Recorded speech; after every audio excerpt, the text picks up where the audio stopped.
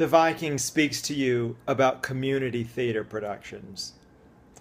I'm a firm believer that high school kids need something to do outside of their schoolwork, and they need to be kept off the streets. And theater is a magnificent way to keep them off the streets. They get to learn songs, they get to sing in public, they get to prance about the stage if that is their inclination. They get to kiss each other in awkward ways in front of their family and friends.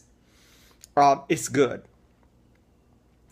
In my neighborhood in Bushwick, there is a Catholic church that has a community, youth community theater. And I make it it's imperative that I attend their productions for at least one performance out of the run. They generally do two weekends of performances every year around June 1st when they do their shows. Yeah, so I missed Hello Dolly when I moved into the neighborhood. I think I was too scared to go. I shouldn't have been. In any case, the first year I went was Godspell. Now, I love Godspell, don't you? My God, that music is so... Anyway, I didn't even know that the performance would... I didn't know what would happen because I arrived 10 minutes before curtain time, let's say, and the show didn't begin for another 30 minutes. That was interesting. And they $5 admission. I can't beat that with a stick. So the kids, few of them had any discernible singing ability. Don't judge me. You know it's fun. I'm sorry. Anyway, the Jesus couldn't carry a tune in a sack. The Judas could sing. But you know that duet, All for the Best, where they're supposed to be in tune and together? They were bars apart and keys apart. It was really it tested the Vikings' patience. Anyway, the choreography was quite special. Instead of, I don't know, some kind of hippie Burning Man type of choreography, they opted for pop and lock. Now, if you don't know what that is, I'm sure you've seen NSYNC, Backstreet Boys, and all that. Just imagine in Godspell. They did that. That was good. Okay, so then the next year, or 2 years later, whenever it was, they did Barnum. Barnum is an unusual choice for high school kids, but what the hey? To adjust myself. I'm going to take a sip of strawberry kombucha. Delish. Anyway, Barnum is not Cy Coleman's best score. It was a hit for Jim Dale. Have you ever seen Jim Dale perform?